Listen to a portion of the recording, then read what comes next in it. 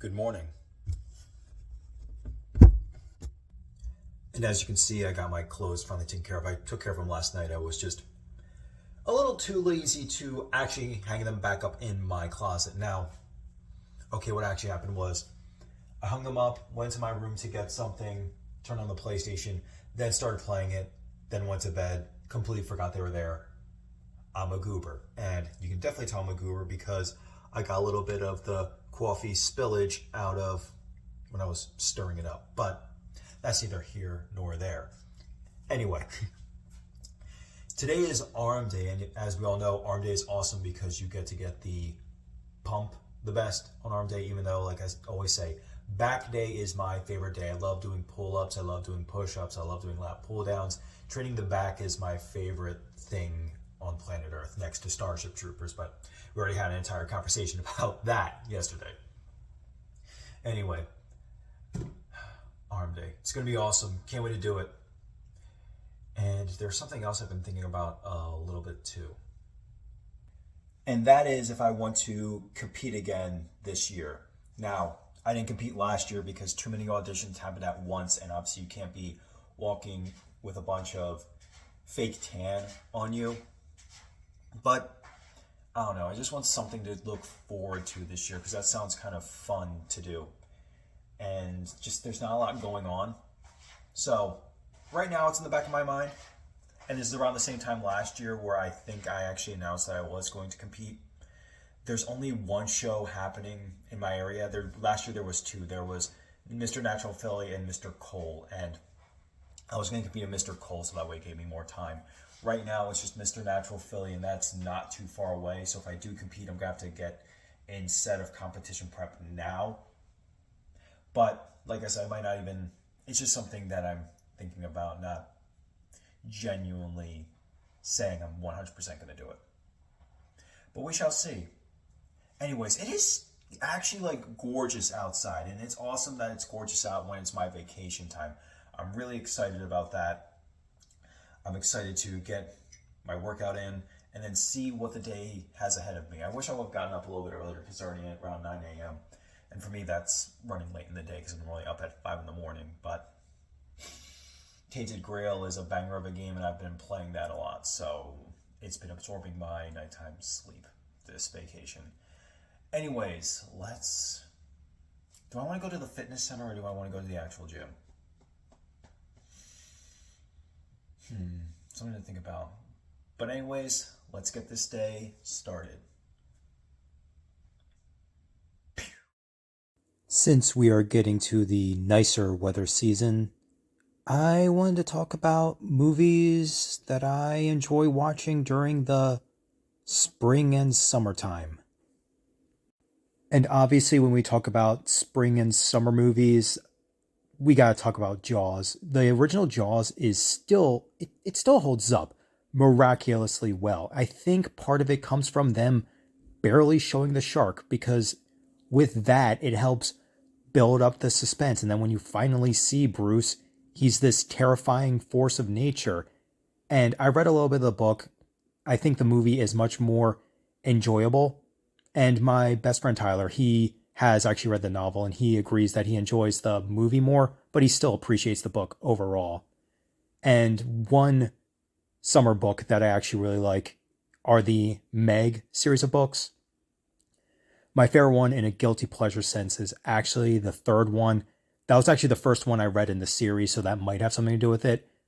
But it just feels like a campy, goofy summertime novel, and I wish they would make that one into a movie, but I think it's way too gory and violent for them to risk something like that, even though I think it'd be an outstanding movie. And similar to shark movies, there's the original Piranha, and I even really loved the Piranha 3D remake, and I even like Piranha 2, the one that James Cameron made. Piranha's just a lot of fun. All three of those movies, they're campy, they're goofy, they're over the top, and Piranha 3D is so unbelievably gory that you just gotta laugh with it. Also around this time of year, I really enjoy the Godzilla movies. I don't know why. I think because they do kind of fall in line with the summer blockbuster concept. And more so, I'm talking about the older Showa era of Godzilla, and obviously the Heisei era of Godzilla 2, with Godzilla vs. Destoroyah being one of my favorites. Godzilla, Mothra, King Ghidorah, Giant Monsters All Out Attack, that's a Millennium Era one. But the true Japanese Godzilla movies, I think just for whatever reason, they just fit this like atmosphere so well because they're, they're campy, they're goofy, they're fun. And especially, oddly enough, Shin Godzilla works. But I recommend, if you're going to watch that one during this time of year, have it with a friend because it is much more of a slow burn. But that movie is still a masterpiece. And don't even get me started on Godzilla Minus One. That film I can watch year round. So that's why I'm not really necessarily putting that with summer movies. That's just a movie I can watch. Hey, you want to watch Godzilla Minus One? Absolutely. I would love to watch Godzilla Minus One. I'm offended you even had to ask. And when it comes to seasonal movies, it's kind of more of a tradition for the year and not so much whether or not the movie actually takes place during that time of year, because I have friends who only watch the Harry Potter, Star Wars, and Lord of the Rings movies around Christmas time, because I believe the Lord of the Rings movies came out every year during the Christmas season. Similarly with Harry Potter, I think Harry Potter was like that. And I know with the Star Wars newer movies, most of those came out during the winter Christmas era. So that's why people tend to associate those films with Christmas. And obviously they don't take place on Christmas or even in the winter season. But your heart attaches things to certain times of years. And that's kind of why I connect a lot of these films with the spring and summer season. And obviously something like Jaws, that just kind of fits. And even with something like Ferris Bueller's Day Off, that is an ultimate summer movie because it takes place during his end of his senior year of high school. And it's him trying to live his best life that he can. If you don't stop to look around once in a while, you can miss it, as he says. And that's, again, though, with Ferris Bueller, I can watch that almost any time of year. That, Breakfast Club, almost any of those coming of age 80s comedy movies.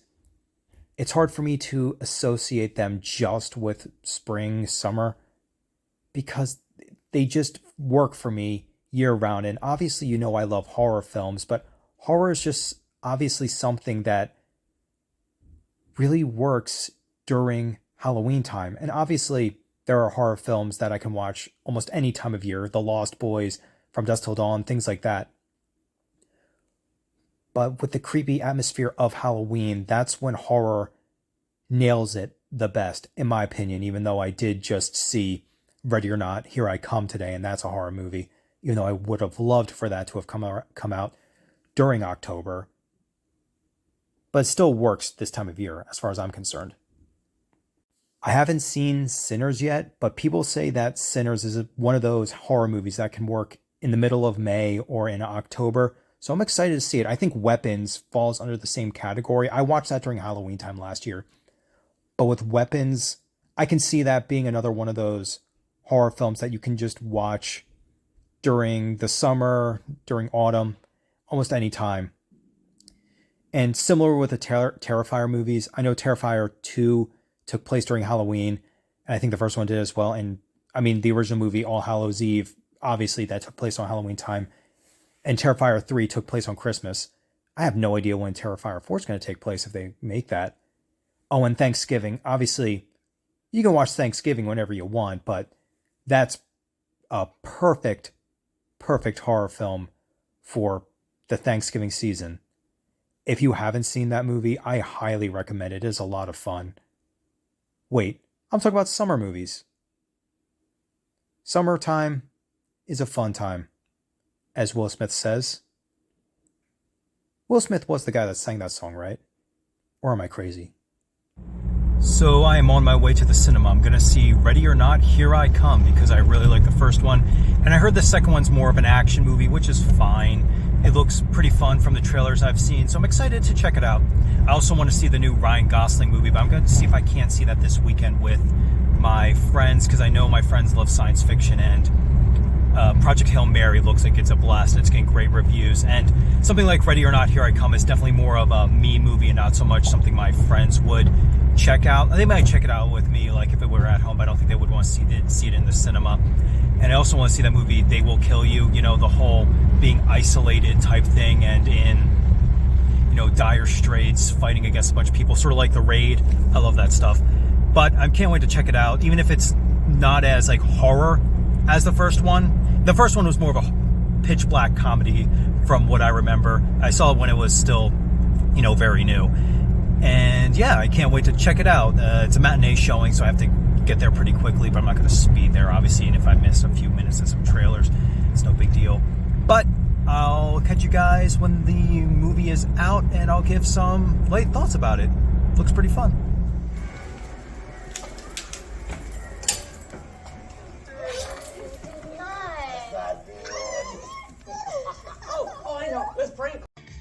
I'm the only one in the theater.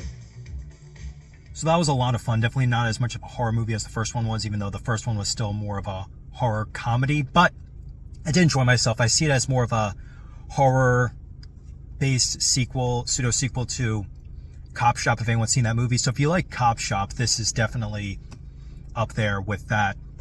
Good double feature, I think. And Samara Weaving, obviously, she's amazing in it. She's amazing at everything.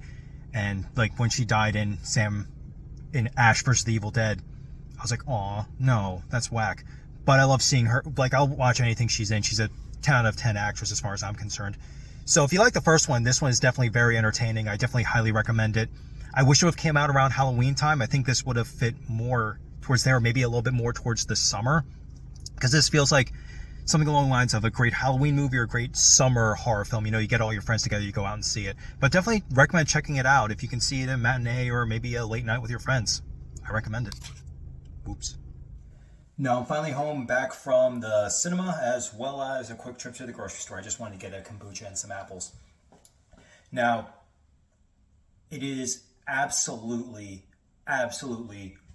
gorgeous out today. And unfortunately, we're expecting some rain tomorrow. But, so what to do for the rest of the day? I know I need to eat supper at some point. I have a beef liver I want to make, actually. Very nutritious for you. As you all should know, beef liver is awesome. And here's the thing. When I was a kid growing up, everyone was talking about how, like, you know, liver always tastes bad. But I've had, obviously, I've cooked beef liver before, and then you know what? It doesn't taste bad at all. You add a little bit of garlic to it, maybe a little bit of onion salt to it, and a little bit of seasoning to give some flavor. It's not bad at all. Even without any condiments or anything like that, it's not bad. It's nutritious. It fills you up, and they're more often than not pretty affordable to get. It's like, oh, my bag was only like what, $3.50 for a pack of them. So beef liver is definitely highly recommended from the amazing Dolby. But anyway, awesome movie. I do know I want to spend a little bit more time outside today. What to do outside, because there's not much to do today. My one friend who I would go travel the woods with, he's still at work until it becomes dark out, so that kind of sucks. I could go by myself, but that's just kind of, I don't like walking through the woods by myself. I just think it's not as fun, you know, traveling through the woods, conversating with friends and things like that. That's my thing. You know, sometimes we'll climb up the trees even.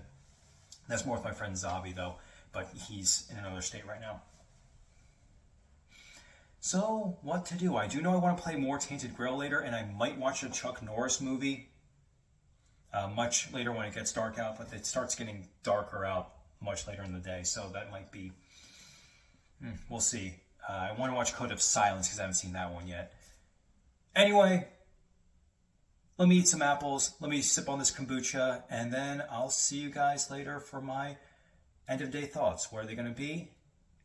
That's a surprise, because I still don't know. Peace.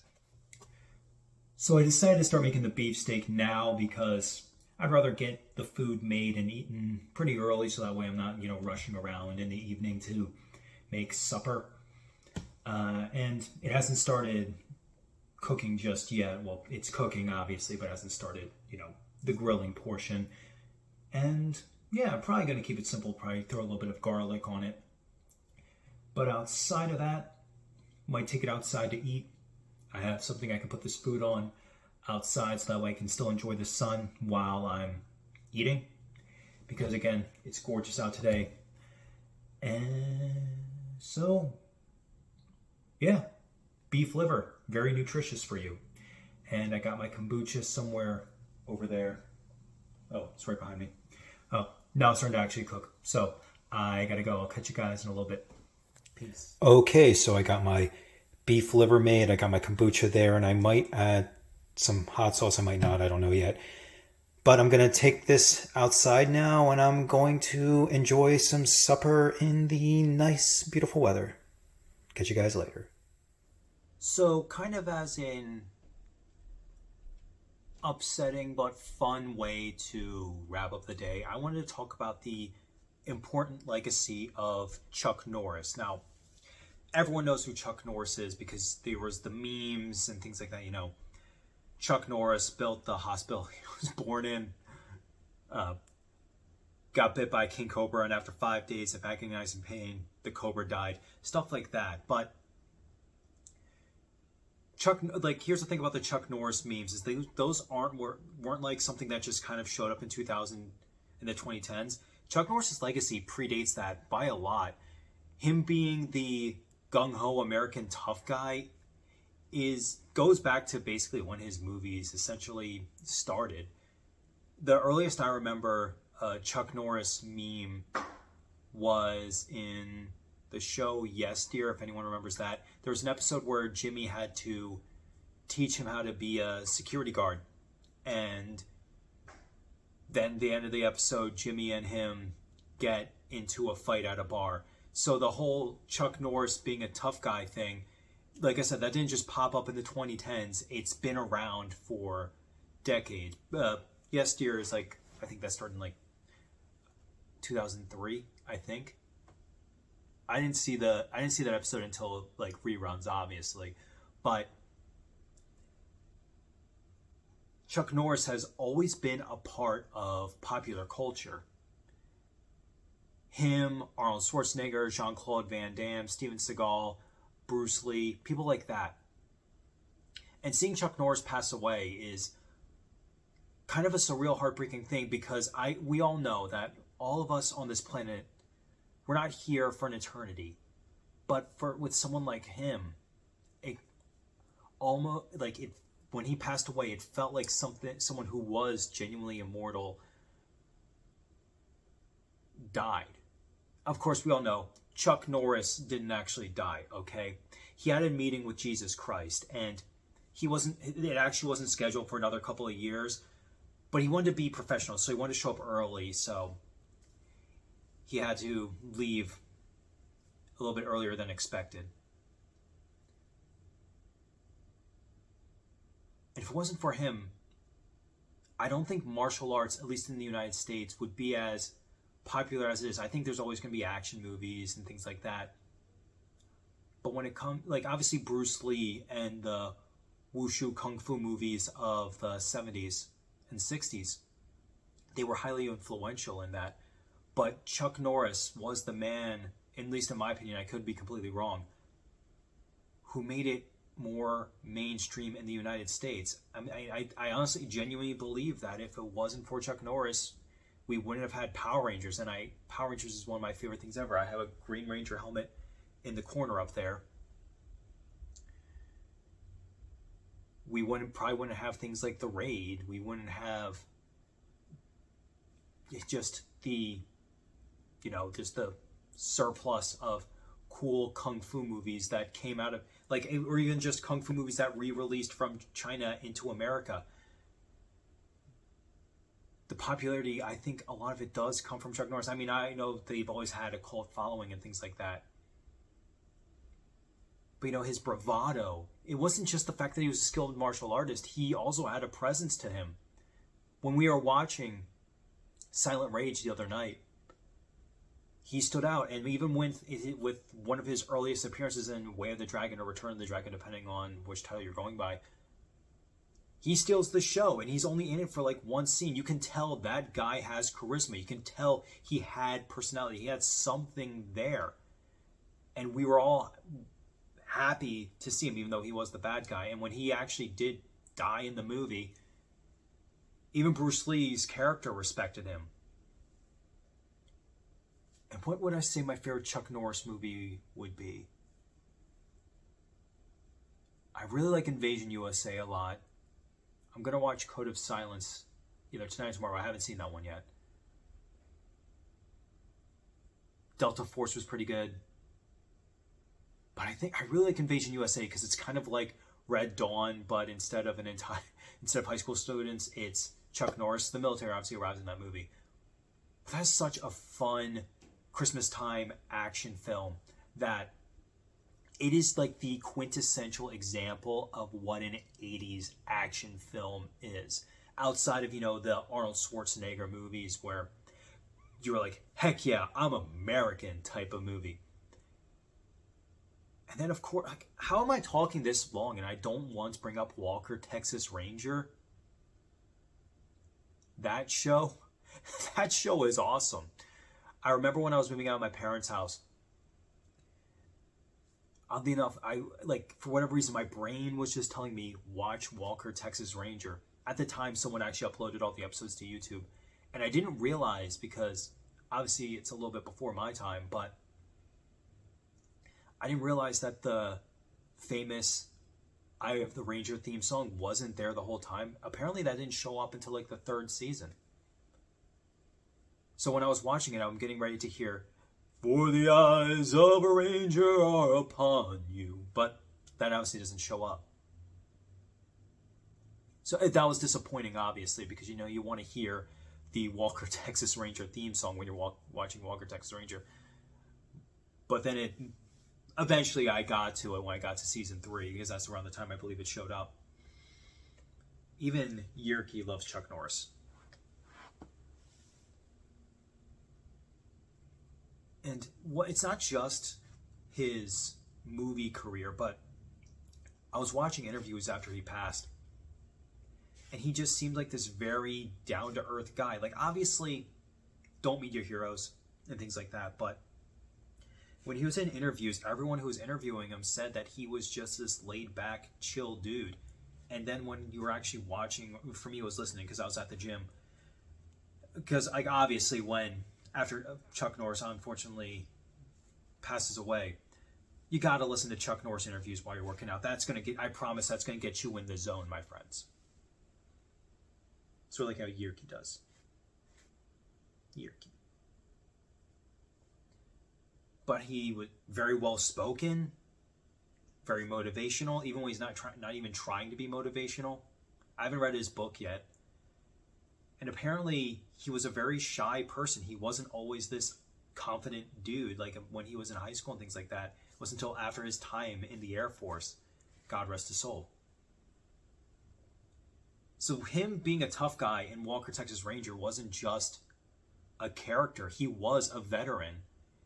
And he was even an honorary Marine, which is really cool to see that clip when he's talking about how he was trying to shave himself with The Rock, but The Rock got tired. My brain, when he said that, was thinking of Dwayne Johnson. Like he told Dwayne Johnson, "You're gonna start shaving." He told Dwayne Johnson he's the one who has to shave his beard, but his beard's so strong that even Dwayne Johnson can't shave his beard.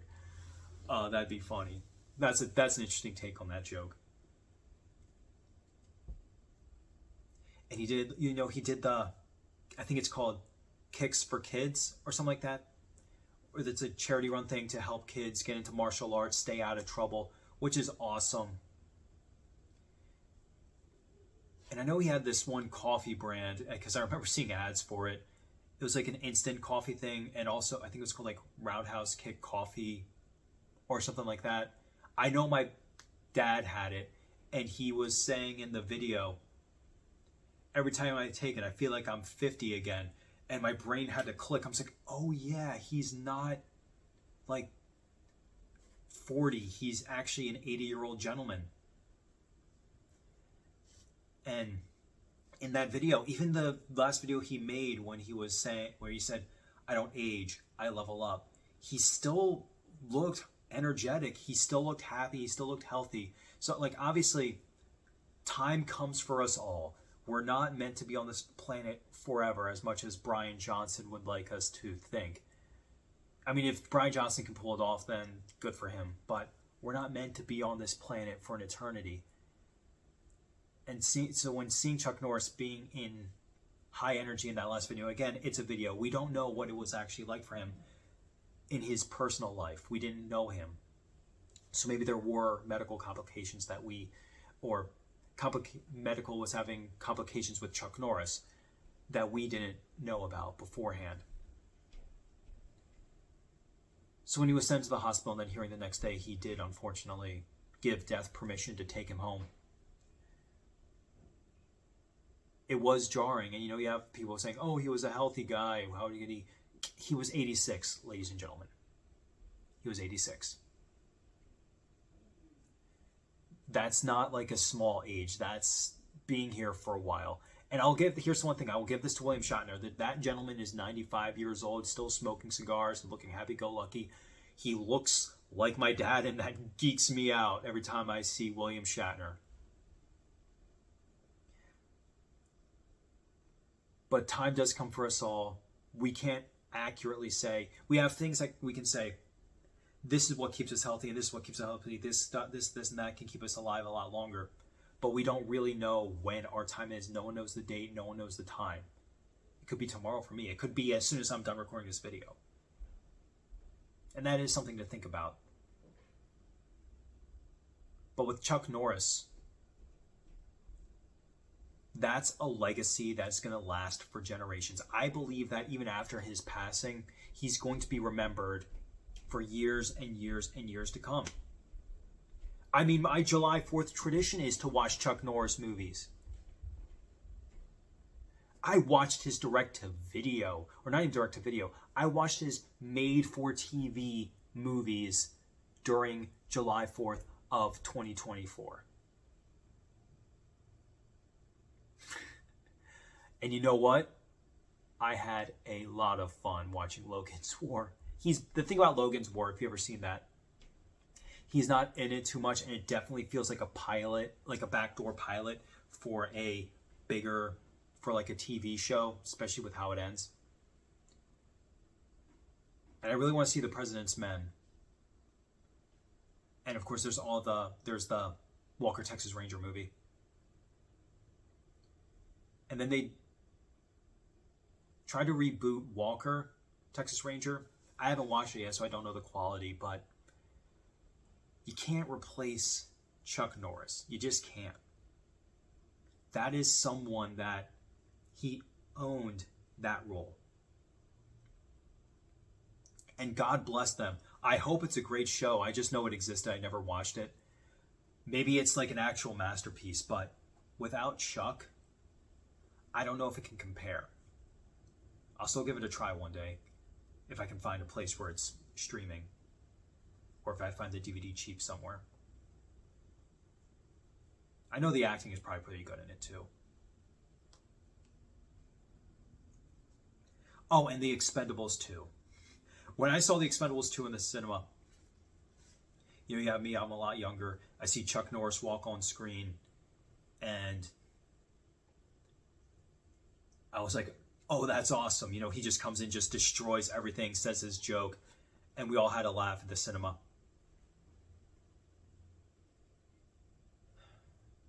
Will there be another Chuck Norris or anyone like Chuck Norris? I mean, there's Arnold Schwarzenegger. He has his legacy right now. He's still around. He's still kicking. There's William Shatner. Like I said, 95, still rocking. Jean-Claude Van Damme still there, still here. I love Jean-Claude Van Damme. I think Jean-Claude Van Damme, he's one of those guys who, she likes it when I scratch her neck. He's one of those guys who, his acting has gotten so good over the years. Like, I wish they would put him in more stuff.